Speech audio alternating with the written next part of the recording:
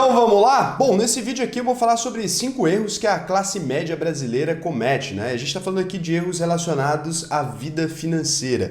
E é por isso que as pessoas estão presas ali na tal da classe média. Será que você pertence à classe média brasileira? Essa é uma pergunta que você deve estar se fazendo na hora que você lê o título desse vídeo. E bom, existe uma resposta oficial para isso, né? No Brasil a gente considera ali pertencentes da classe média todas as famílias que têm a renda entre R$ 667,87 a R$ 3.755,76 por pessoa. Então não significa que se você tem um salário dentro dessa área, você já está automaticamente incluso na classe média, né? Por exemplo, Raul, eu ganho um salário mínimo, eu sou de classe média, portanto, não necessariamente. Você só é de classe média se você pegar a renda de todas as pessoas da sua casa, dividir pelo número de pessoas ali, né? Você vai somar a renda de todo mundo, dividir pelo número de pessoas e essa renda ficar entre R$ 667,87 a R$ 3.755,76. Então é muito importante aí você fazer essa soma. E aí como é que é feito o cálculo? Raul,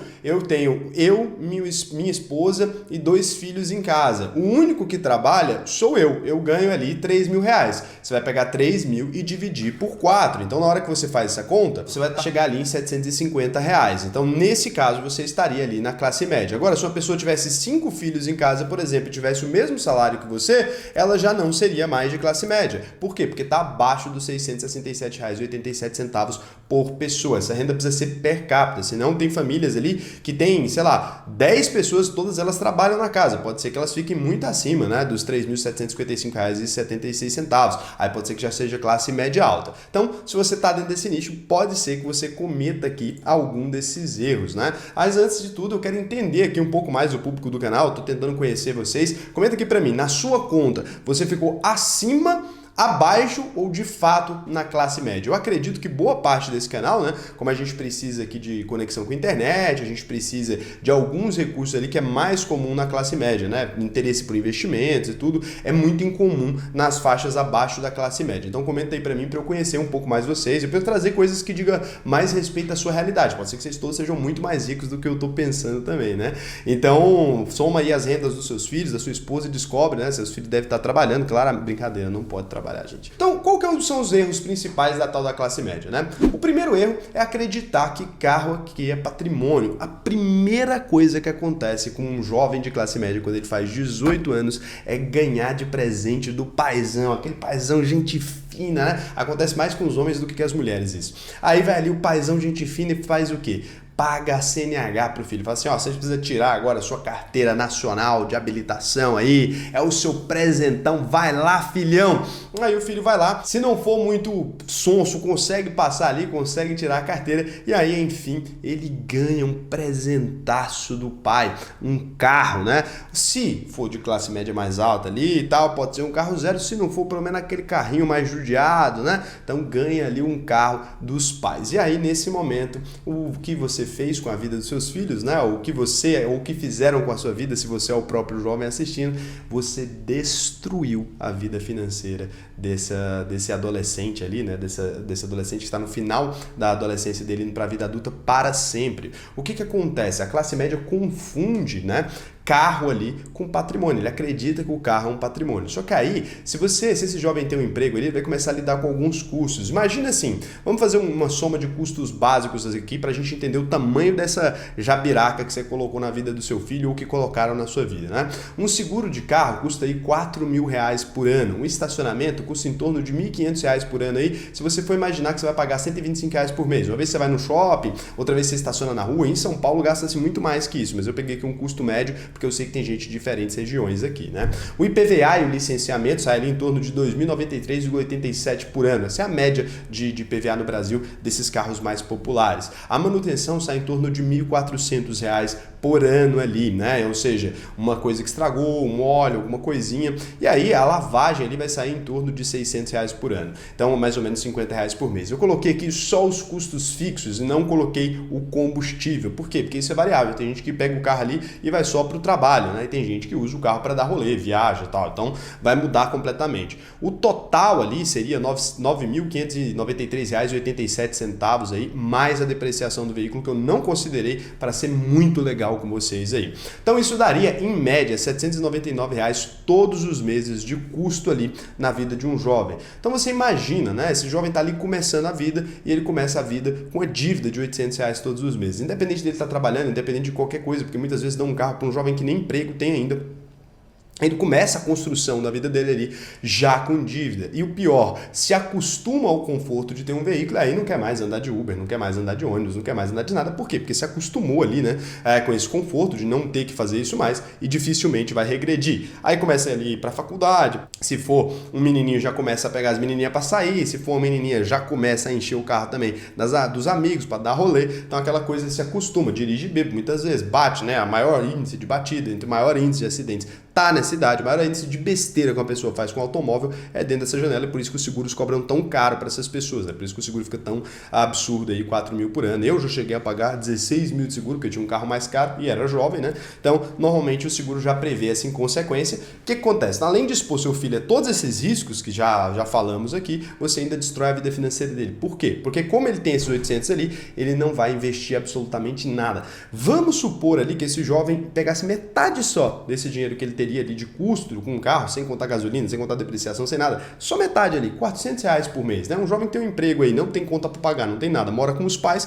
certamente consegue isso. Se ele pegasse só esse dinheiro e investisse aí durante os 12 anos, né, até ele chegar nos 30 ali, ele chegaria lá nesses 30 anos dele ali com R$ 115.526,18 e ainda com um carro quitado, né? Então assim, um patrimônio para alguém de classe média ali com essa idade, muito interessante. Esse cara já conseguiria daqui a pouco comprar a própria casa, já conseguiria fazer outras coisas, se é do sonho das pessoas. Não recomendo para jovens comprar casa própria, mas às vezes as pessoas recomendam. Então, e se ele deixar ali ainda para comprar um carro um pouco mais velho, né, manter esses investimentos ali de R$ 400, ou mesmo comprar nessa data aí, mas aí vai gastar menos ali porque não está financiando nada, já ganha um salário um pouquinho maior, né? A classe média ali nessa idade já está ganhando um pouco mais, já está naquele período que já formou a partir dos 30 anos, então já tem um salário um pouco maior. Se ele deixa ali, ele chega aos 40 anos aí com quase R$ 500.000 na conta, chega com R$ 412.053 aí e com o carro enquitado, tranquilo. Então assim, se você não antecipar esse sonho na vida do seu filho, se você deixar ele ralar um pouco mais, acredite, ele não vai morrer por isso, né?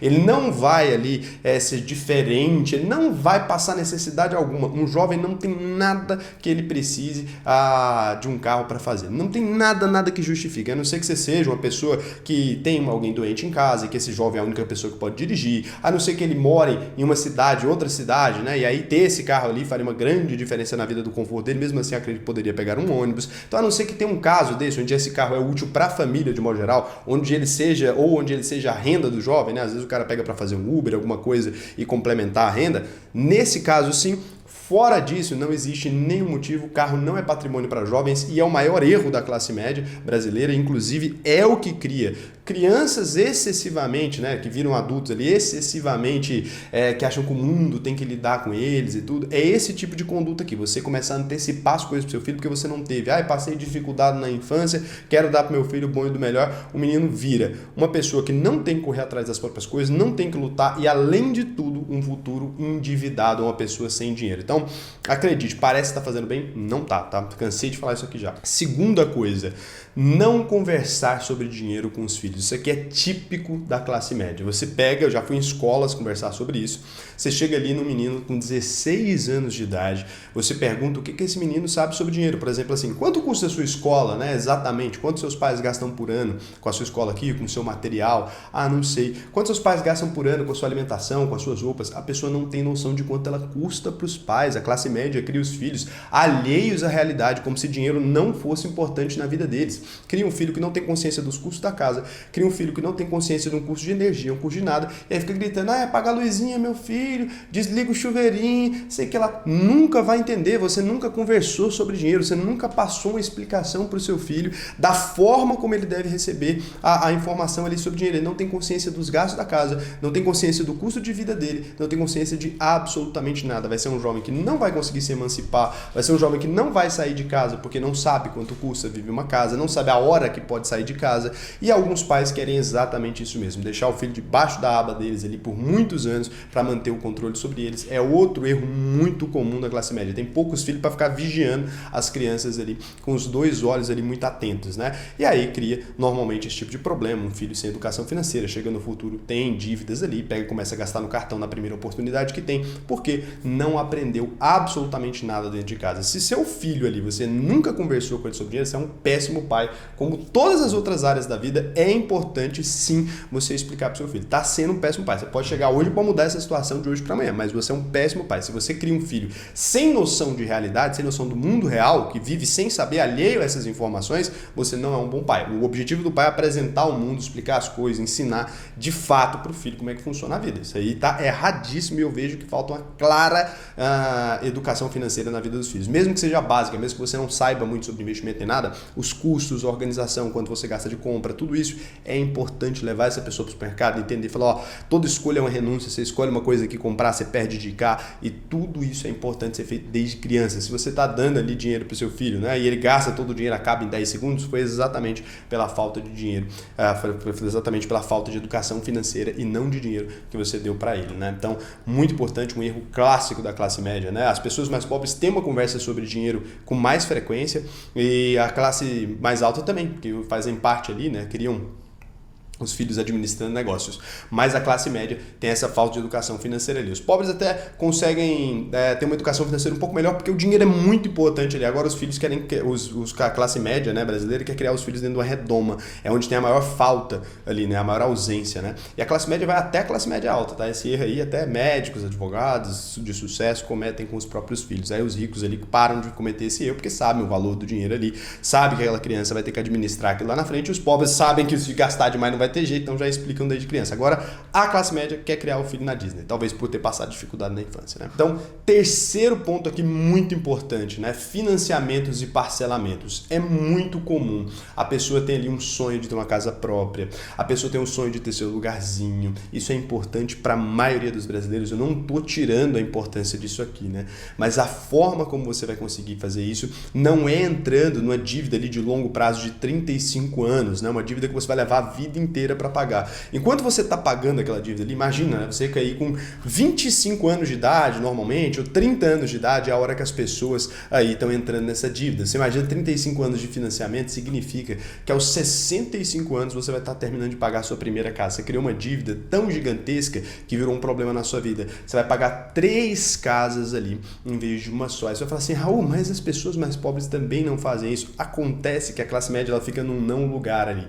Porque é o seguinte, as pessoas mais pobres elas recebem alguns incentivos. Então você tem um Minha Casa Minha Vida, tem uma coisa aqui, uma coisa ali, que acaba ajudando aqueles juros, aquele financiamento, muitas vezes ser oferecido num preço que seria mais barato até do que pagar o aluguel, muitas vezes. Então essas pessoas acabam conseguindo um financiamento muito interessante. Mas a classe média, ela quer comprar alguma coisa de rico ali por um valor que fica muito mais alto. Então às vezes ela acaba comprando o mesmo lote, a mesma casa, o mesmo apartamento do que um casal rico poderia comprar, só que pagando à vista, só que financiado em 35 anos. Passa a vida inteira pagando aquilo ali. Isso quando não fazem isso com um carro também, entra num financiamento e sai do outro. Ó, fala assim, o que tem um carro agora eu faço um novo financiamento, compro mais caro. Que tem um carro que faço um novo financiamento, compro mais caro. E vai falando, se não tiver dívida não constrói nada. Passa a vida inteira pagando 3 vezes o preço de tudo. Obviamente poderia ter 3 vezes mais patrimônio, mas para antecipar os sonhos, porque não quer ter um bem amanhã, quer ter o bem hoje. E aí para antecipar os sonhos acaba entrando nessas dívidas. Então é o seguinte, cara, analisa muito bem as letras miúdas daquilo ali, analisa quanto você vai pagar, verifique se você investisse o seu dinheiro, como ficaria essa realidade. Muitas vezes, na maioria dos casos, 99% dos casos,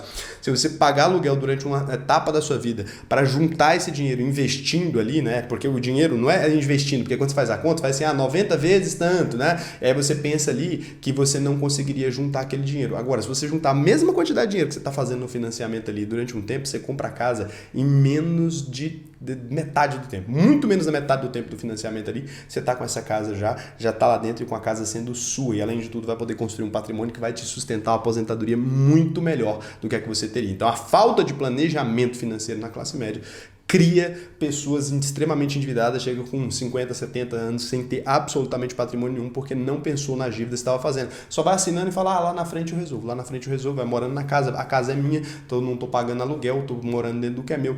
Não está. Se você deixar de pagar esse financiamento ali, se alguma coisa acontecer, ó, Caixa Econômica Federal, ou o banco que você assinou, ele toma o seu bem, tá? Então pense muito bem nisso, pense muito bem em todas essas coisas, financiamento e parcelamento de mundo velho de coisa não faz sentido, pode te colocar em risco. Quando que financiamento ou parcelamento faz sentido? Nesses casos, que é um incentivo público ali, que você vai pagar um valor muito menor do que você pegaria a mercado, né, a bancos tradicionais ali, o foco dos bancos tradicionais é a classe média, porque eles sabem disso, que vocês caem nesse tipo de conto. E outra coisa muito frequente também é esse parcelamento. Quando que parcelamento faz sentido, né? Se você tem o dinheiro à vista e você vai ali parcela, por exemplo, em 12 vezes porque não tinha juros e não tinha desconto à vista, é bom, porque você fica com o dinheiro trabalhando ali por mais tempo no investimento, né? Fora isso, cara, furada, tá? Então, quarto aqui, que são os meus maiores inimigos aqui do canal, eu falo mal disso sempre que eu posso, é os famosos consórcios. E por que eu tô atacando muito os consórcios? Porque estão crescendo. Eles desenvolveram uma estratégia agora de marketing multinível, colocando diversas pessoas para vender consórcios, está lastrando feito praga. Em 2021 aí, né,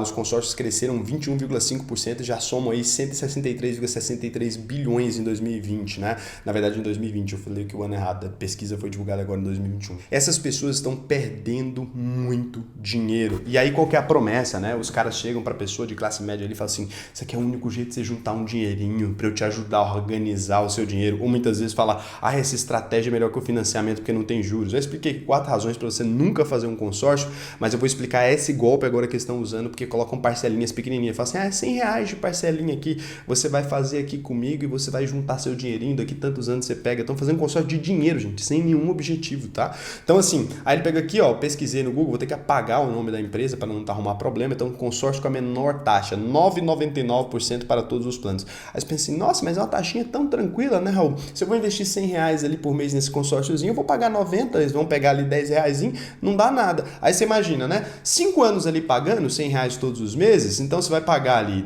vai ter 9,99% a menos de taxa, né? Você vai pagar os R$90 todos os meses, depois de 60 meses você teria R$5.400. Então você fala assim, até que eu não perdi tanto dinheiro, né? Se eu for fazer na ponta da caneta aí, o dinheiro que me tomaram aí nesse período foi R$600, né? Então, Raul, caramba, né? Para juntar esse dinheiro aí, porque eu gosto de ter o compromisso ali, sei que lá, rasguei R$600 porque, sei lá, porque o vendedor de consórcio era gente fina, queria dar dinheiro para ele.